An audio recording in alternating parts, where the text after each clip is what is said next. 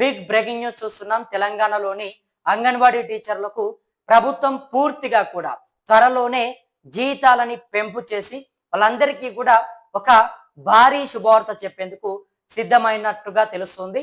ఇక గత కొన్ని రోజులుగా తెలంగాణ రాష్ట్ర వ్యాప్తంగా ఉన్నటువంటి అంగన్వాడీ టీచర్లందరూ కూడా మా జీతాలని, మా వేతనాలని ఎప్పుడు పెంచుతారని చెప్పేసి ప్రభుత్వం పైన తీవ్రంగా అసహనం వ్యక్తం చేస్తూ, దయచేసి మా వేతనాలని పూర్తిగా కూడా గతంలో కాంగ్రెస్ పార్టీ ప్రతిపక్షంలో ఉన్నప్పుడు మీరు చెప్పినట్టుగా 18,000 రూపాయలకు మా జీతాలని పెంచండి అని చెప్పేసి వాళ్ళంతా కూడా ప్రభుత్వానికి డిమాండ్ చేస్తున్నటువంటి సందర్భంలో తెలంగాణ ప్రభుత్వం పూర్తిగా కూడా అంగన్వాడీ టీచర్ల జీతాలకు సంబంధించి, అదే విధంగా ఖాళీగా ఉన్నటువంటి అంగన్వాడీ పోస్టుల భర్తీకి సంబంధించి ఒక గ్రీన్ సిగ్నల్ ఇచ్చేందుకు సర్వం సిద్ధం చేస్తున్నట్టుగా తెలుస్తుంది.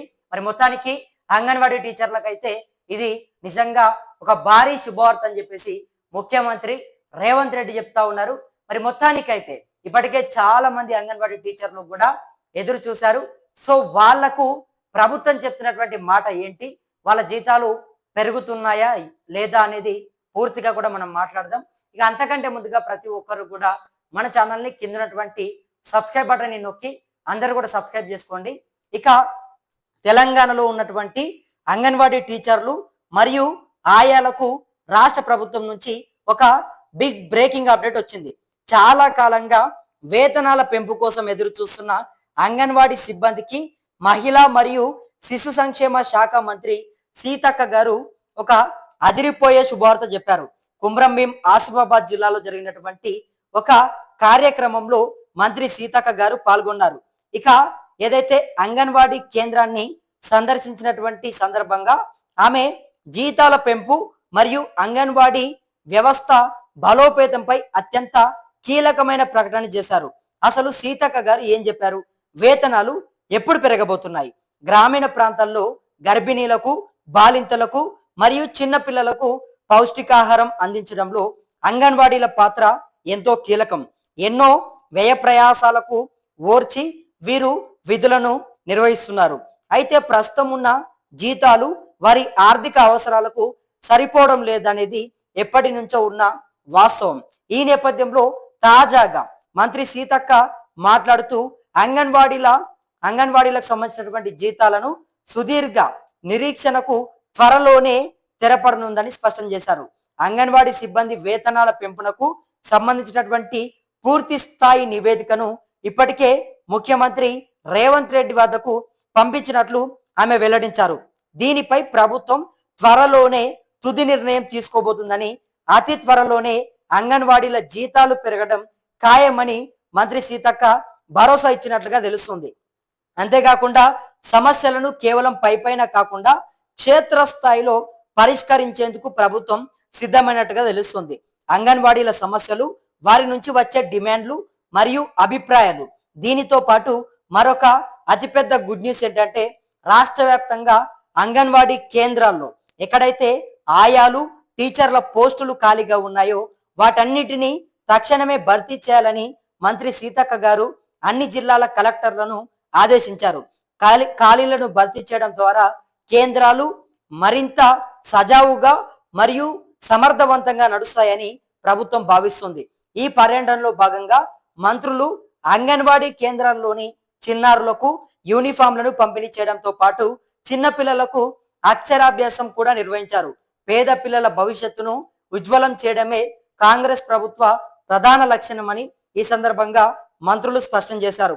అంగన్వాడీ కేంద్రాలను కేవలం ఆహార కేంద్రాలుగా మాత్రమే కాకుండా కార్పొరేట్ స్కూళ్లకు ధీటుగా డిజిటలైజ్ చేయడం, ఆధునీకరించడం మరియు కేంద్రాల్లో మౌలిక వసతులను మెరుగుపరచడం కోసం ప్రభుత్వం ప్రత్యేక ప్రణాళికలు రచిస్తుంది. ఒకవేళ ఈ నిర్ణయాలు మరియు వేతనాల పెంపు గనక అమలైతే రాష్ట్రంలోని వేలాది మంది అంగన్వాడీ ఉద్యోగులకు, సిబ్బందికి ఆర్థికంగా ఎంతో బలోపేతం చేసినటువంటి వాళ్ళు అవుతారు. తద్వారా వారి కుటుంబాలకు పెద్ద మేలు జరుగుతుంది. తెలంగాణ ప్రభుత్వం మహిళా సాధికారికతకు, శిశు సంక్షేమానికి పెద్దపీట వేస్తూ అంగన్వాడీ వ్యవస్థను బలోపేతం చేసే దిశగా అడుగులు వేస్తుంది.